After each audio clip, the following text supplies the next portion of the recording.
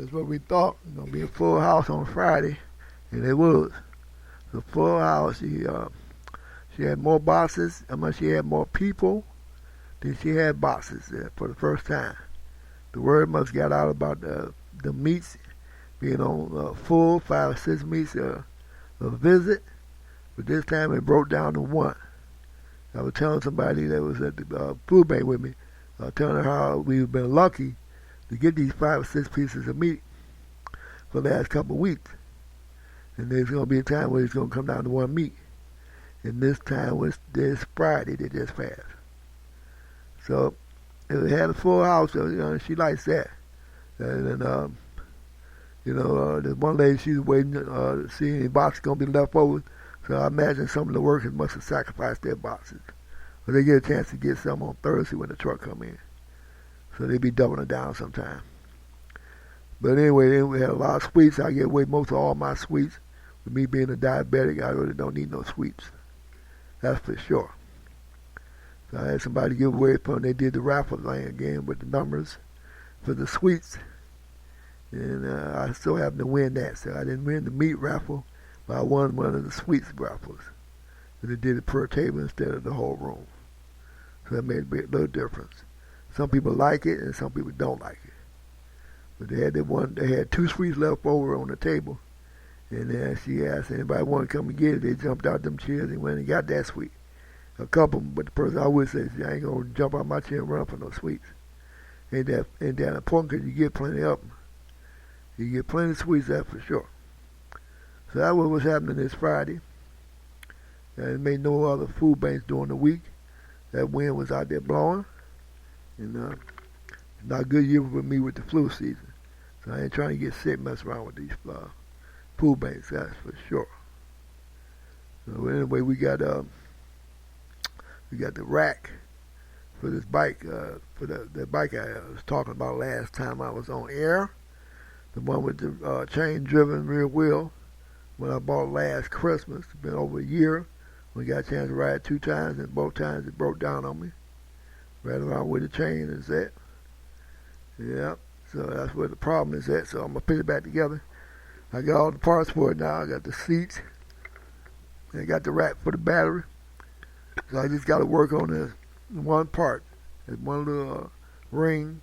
It goes from the motor to the rear, what's that?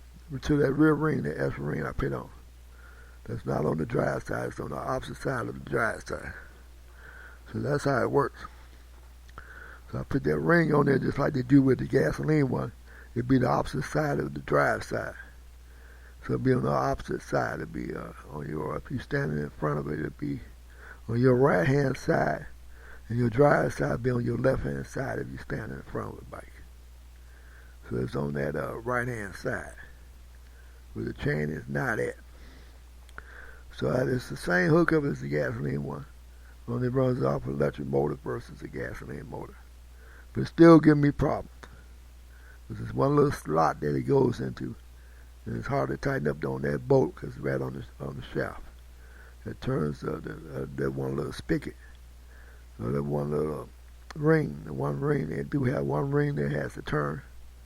And with that one ring, you got a slot in there to slide on there for the shaft. And it's not that much to play, and that what makes that ring turns. That what makes it work. And if it ain't on there flush, I don't know, I might try to open it up a little bit more, so you slide in that little slot. But it's just hard to tighten that bolt up. I'm going to try to put a locking bolt on it, but you don't have that much to play on it with the threads. And you don't get a chance to crank on it like you want. So that's what the problem is. I get the wheel to turn, but as soon as you get some friction on it, you get on the road with it, then it kind of loosens up that bolt. So I might try to lock that bolt down with some fastener. Bolt fastener. And that might work for it. But anyway, I'm going to have it back up with its profile. And then I just have to work on that motor part. I'll wait till that's 3 months from now in the summer and buy another kit for it. We'll just see what happens. Because the battery I got for it, I bought it on the low end.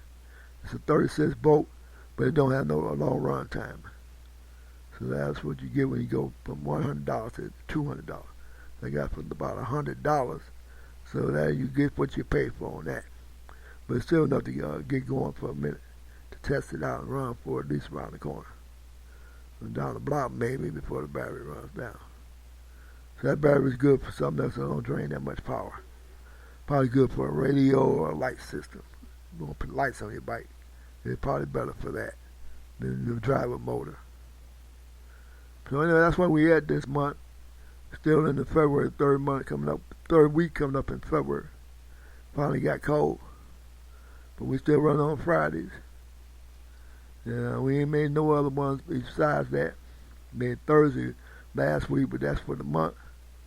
And where the weather forecast is, it looks like we ain't gonna make nothing else until Friday again. So we'll be working on bikes now, since I got the time. To get this one hooked up, I had to break down with the other one last week. I repaired it. Tried to repair the other part on it. I probably put the other rim on it, but it went. It had a frozen bolt on it from it being rusted on the rear axle. I did not know that. I would have soaked it overnight in some 10W40 to loosen it up. And I could put some heat on it with a propane torch to make it expand so it could break loose. Instead, I ended up trying to crank it off and bent the axle. So now I got to replace that axle. So I created more work for myself. But that's how you live and learn. I ain't perfect. I do still make mistakes, that's for sure. So anyway, that's what's happening. We're going to ring the bell, and we're going to get you back up on what's happening after this week. Hopefully we'll get a chance to get these bikes together.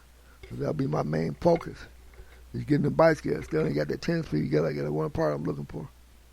But I might have to do it by hand instead of doing it with this one part.